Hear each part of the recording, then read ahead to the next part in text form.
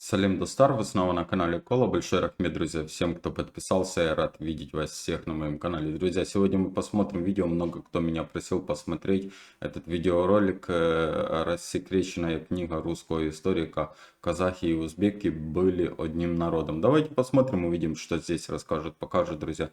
Перед просмотром не забываем подписываться, проставлять лайки, прожимать колокольчик. Видео выходит каждый день, видео выходят все по вашим заказам. Смотрим, друзья.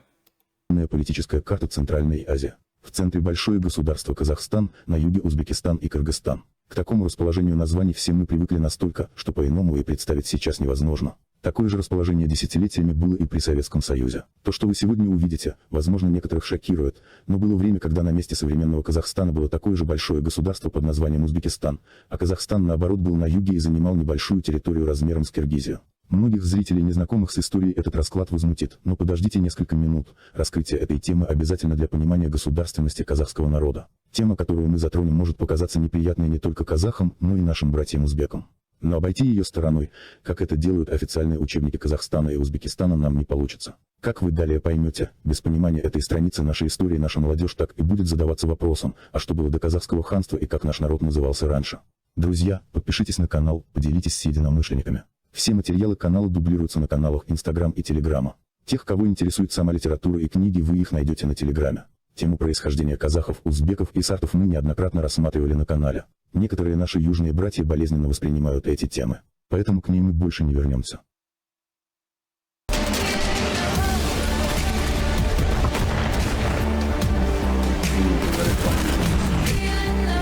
Помните фразы наших северных соседей о том, что якобы нас казахов придумал Ленин? Мол, и такого народа не было под названием казах, и культуры у нас не было, и государственность отсутствовала. Цель любого оккупанта — унизить завоеванный народ до такой степени, чтобы подрастающее поколение стало стесняться своих корней и бежало записываться в имперский этнос. В русском языке слово «казах» появилось в 1936 году, до этой реформы казах звучало как казак. Казах — это экзоэтноним, то есть слово, которое не употребляет сам народ по отношению к себе. Самоназвание казахов долгие века было неизменным и звучало как казак.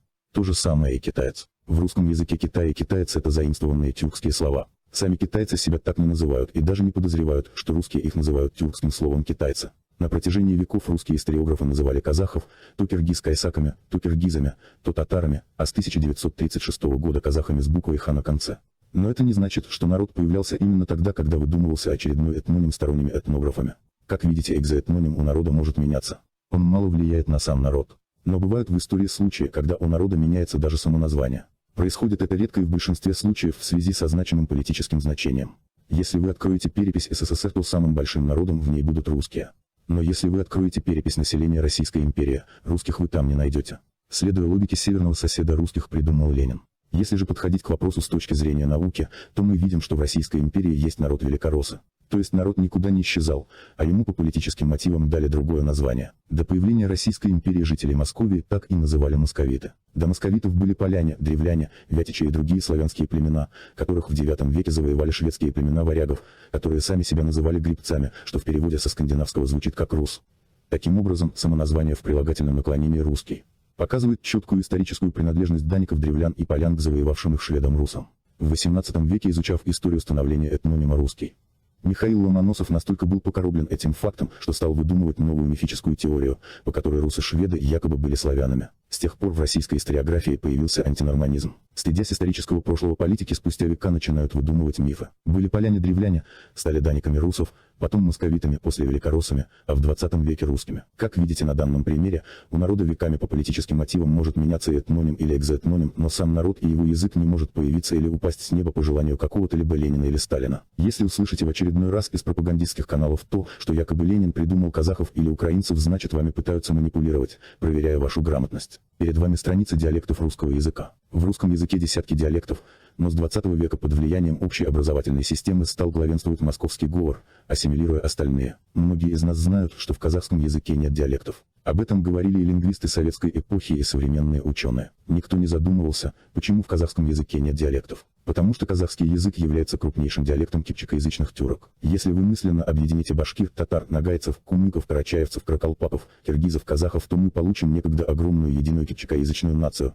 которая веками главенствовала в Евразии, практически не имея конкурентов. В конце XIV и начале XV века кипчакоязычные тюрки стали усиленно враждовать друг с другом. Золотая Орда стала распадаться на Крымское, Ногайское, Казанское, Большую и Белую Орду. Тюрки воевали с тюрками на радость соседей. Крупнейшим осколком Золотой Орды на территории современного Казахстана стало узбекское ханство, народ который называли узбеками в честь хана Золотой Орды Узбека. В персоязычных источниках узбекское ханство называли Узбекистаном. Сами же узбеки были кипчакоязычными тюрками, говорившими на языке современных казахов. Не путайте узбеков Золотой Орды с современными карлукоязычными узбеками. С точки зрения лингвистики, узбеки XV века – это современные казахи, и далее вы поймете почему. Падение централизованной власти в кипчакоязычном мире привело не только к огромным людским потерям, но и бесконечному делению территорий. Так, в середине XV века, не желая подчиняться хану Абулхаиру, объявили о своей независимости султаны Кирей и Женебек. Уведя с собой часть узбекской орды, Кирей и Женебек стали именовать себя казахами. Вот так по политическим мотивам руководителей кипчакоязычный тюркский народ, доминировавший империю Тимура и Золотой Орды, стал менять свой этноним. В Казахстане в честь Кирея и Женебека называют огромные новые улицы. Является ли это правильным и что великого они сделали, решать вам самим.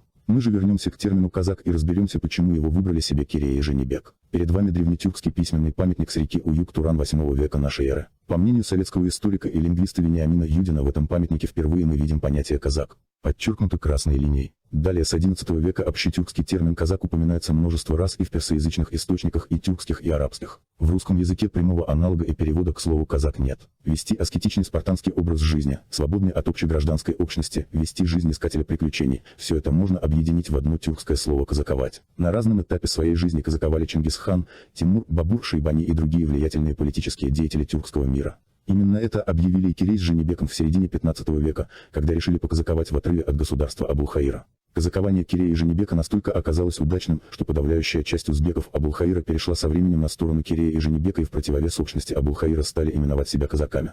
Так впервые в истории общетюркский термин и образ жизни перерос в политическую и этническую общность. Узбеки стали именовать себя казаками. Еще раз подчеркнем, что узбеки и казаки XV века – это один и тот же народ, говоривший на современном казахском языке. Далее вы увидите, насколько съедала тюркские народы межтюркская вражда. Небольшая часть оставшихся узбеков, которые не пожелали встать под знамена Кирея и Женебека с внуком Абулхаир-хана Шейбани-ханом, в июле 1472 года вторглись на территорию Большой Орды в Астрахань, пока хан Ахмед Большой Орды осаждал Москву, принуждая ее к подчинению. Услышав о том, что на столицу Большой Орды напал Шейбани-хан, хан Ахмад вынужден был повернуть полки от Москвы, так и не доведя дело до конца. В 1480 году хан Ахмад вторично пойдет на Москву с целью принуждения к территориальной целостности Орды, но и на этот раз московским сепаратистам повезет.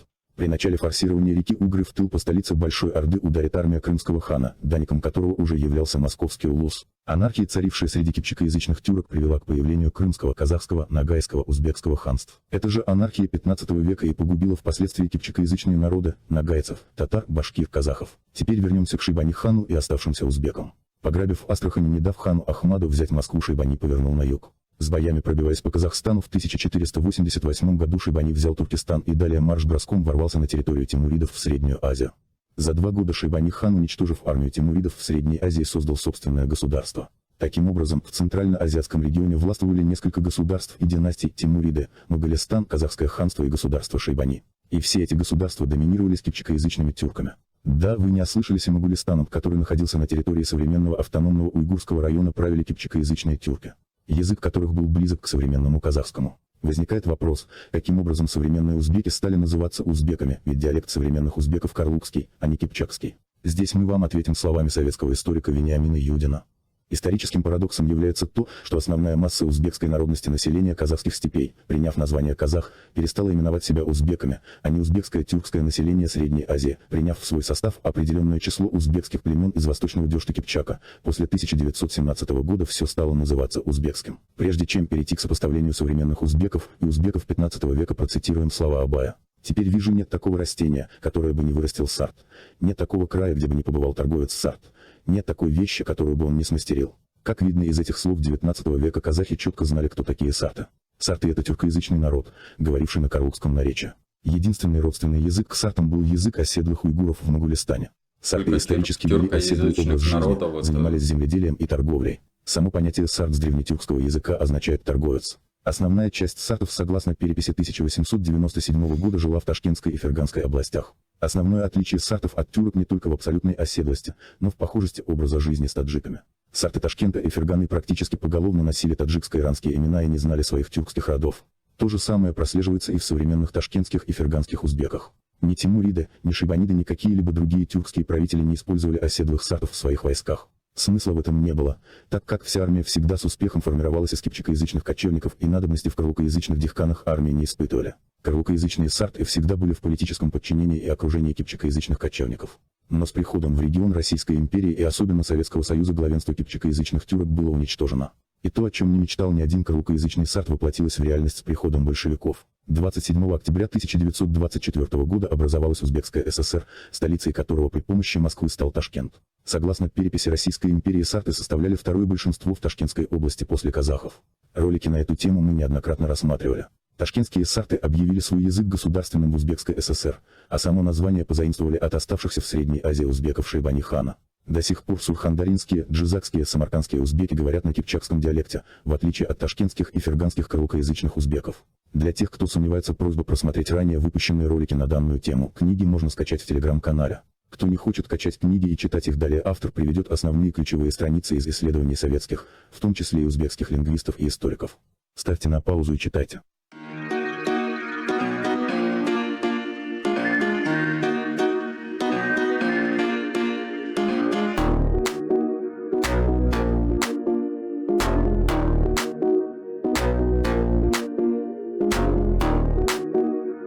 Друзья, кому интересно, переходите, конечно же, в телеграм-канал и смотрите различные вот такую информацию, потому что автор, я так понимаю, у него, он и так много времени тратит на это все, и, конечно же, у кого есть возможность поддержать, поддержите автора канала, потому что тот труд и то, что он проделывает, друзья, это большущий труд, конечно же, когда ты смотришь на ту всю информацию, которую он просто берет и вот так по полочкам тебе разложил, и ты дослушиваешь до конца и все понимаешь, осознаешь. Вот это, конечно, молодец. Я не знаю, кем он работал до этого, не учителем ли истории, потому что вот два автора таких, которых я могу отметить, это Майя Бигбаева, если неправильно, извините. Она вообще историю вот так рассказывает, ты смотришь и наслаждаешься. И здесь, конечно же, вообще просто вот ты смотришь, слушаешь и наслаждаешься, потому что преподносят и какие-то факты исторические, и все преподносят, подчеркивают какими-то моментами, и все искренне и открыто показывают, друзья.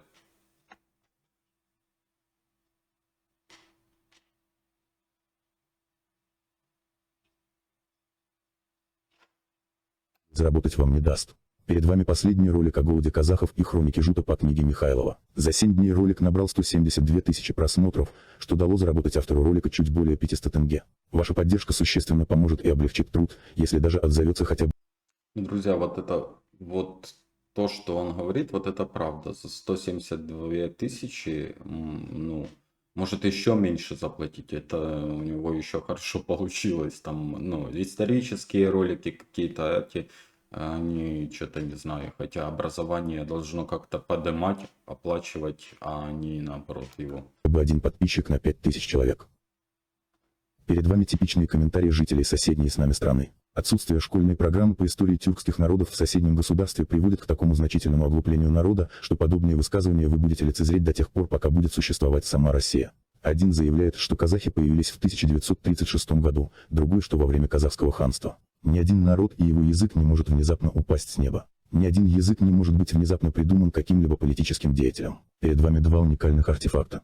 Оба артефакта мы уже неоднократно рассматривали на канале. Скифская бляха под названием скифы на отдыхе найдена в кургане Восточного Казахстана. Самый древний ковер в мире найден в Пазырыкском кургане на Алтае. В обоих находках изображены в реалистичной художественной манере жители Алтая и Казахстана, которым более 2500 лет. Обратите внимание, как эти скифы и пазырыкцы похожи антропологически на современных казахов. Можно сказать, что перед нами самое древнее дошедшее до нас выполненное в реализме изображение предков казахов. Эти изображения должны быть на наших гербах, флагах и других национальных символах. Как видно, казахи издревле назывались саками, скифами, хуннами, тюрками, ордынцами, татарами, узбеками, казахами. Шли века, менялись политики вместе с политиками, иногда менялся и этноним народа, но сам народ оставался со своим языком и культурой таким же. Друзья, если реагировать на всех комментаторов, которые вот это пишут и начинают указывать, что тебе делать или куда идти, то жизни не хватит для того, чтобы на на комментарии хейтеров отвечать. А вообще, ну, хейтеры, они сами не понимают, но они, как сказать, можно топливо для того, чтобы продвигать вот такие ролики. Они этого, наверное, не осознают.